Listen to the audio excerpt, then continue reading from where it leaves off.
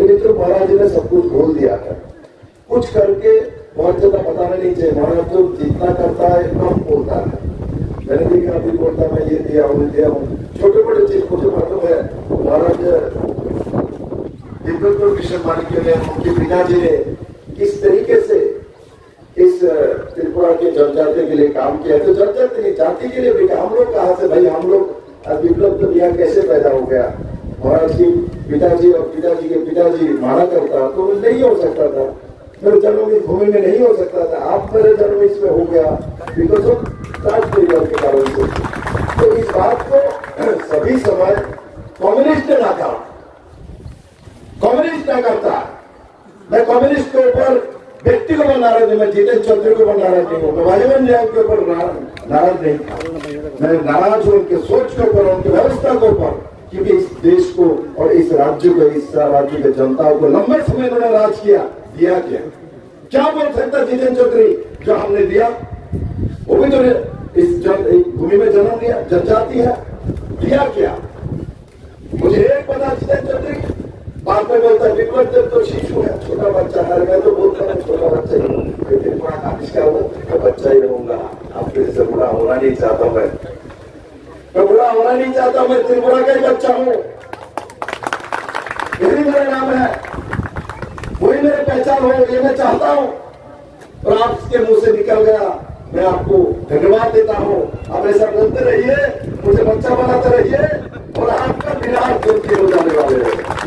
और इस बार का इलेक्शन निर्वाचन महाराज ने एक बार भी बोला नहीं तो खेती देवी देवता के लिए आप वोट दो, एक बार नहीं बोला क्या? नहीं बोला ना।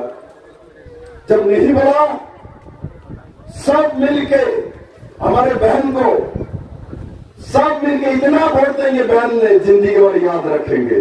तो हमारे भाई लोगों ने, हमारे बहन लोगों ने इतना वोट दिया मेरे को, दीदी को याद रहे। और वो वोट हमको ध्यान रखना पड़ेगा।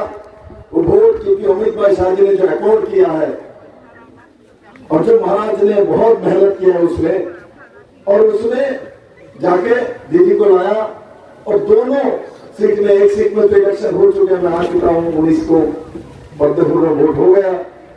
और अभी 26 को है, उसमें कमल निशान में, लोटस में छाप मारना है। तो उसी दिशा में हम लोगों को काम करना है।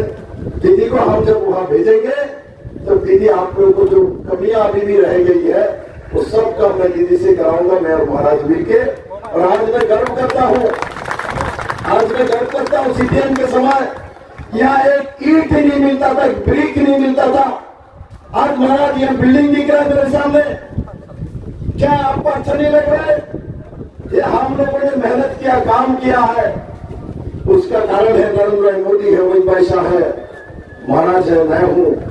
तब आपको यहाँ बिल्डिंग वॉल दिख रहा है, यहाँ ईंट नहीं मिलता। जो यहाँ पे पुराने कोई नेता है, कोई व्यक्ति है, वो बता सकता है मुझे कि यहाँ एक जंगल में एक ईंट देखा पाता था कम्युनिस्ट के समय, एक ईंट नहीं मिलता था। आज एक से बाद एक घर मिल रहा है, बिल्डिंग मिल रहा है।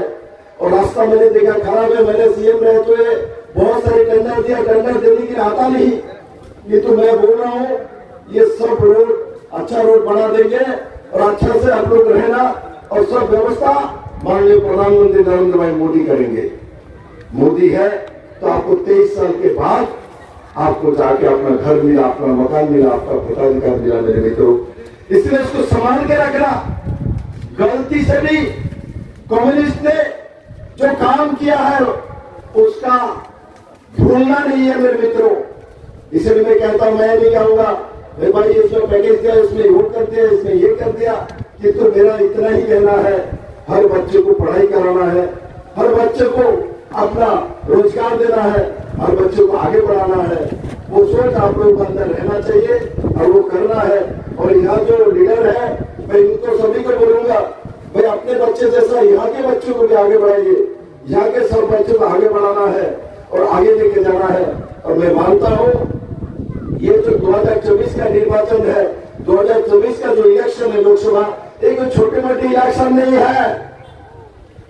ये क्या कौन सा इलेक्शन है? ये नरेंद्र भाई मोदी को तीसरी बार प्रधानमंत्री बनना, मतलब भारत के सभी जाति जनजातियों को एक ऊंचाई में लेके जा रहा। मेरे मित्रों, मैं बहुत ज्यादा डेटा नहीं बोलूंगा।